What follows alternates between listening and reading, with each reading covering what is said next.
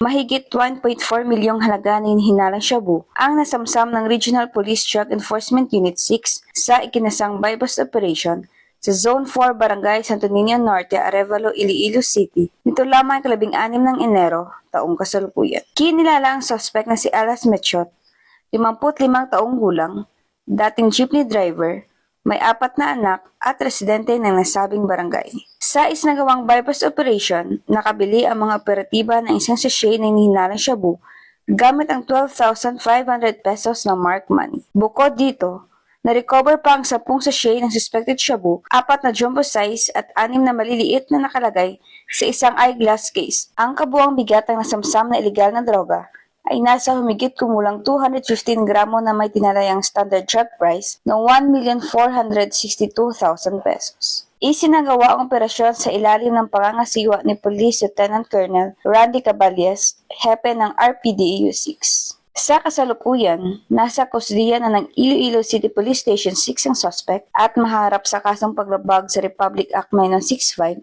ang Comprehensive Dangerous Drugs Act of 2002. Patuloy na pinagtitibay ng Philippine National Police ang kanilang walumpay na kampanya laban sa ilegal na droga bilang patunay ng kanilang matatag na paninindigan sa pagpapanatili ng kapayapaan, kaayusan, at kaligtasan ng mamamayan. Mula rito sa Western Visayas, ako niyang PNN correspondent, Patrol Woman Annette Sablot, alagad ng batas tagataguyod ng Balitang Pulis.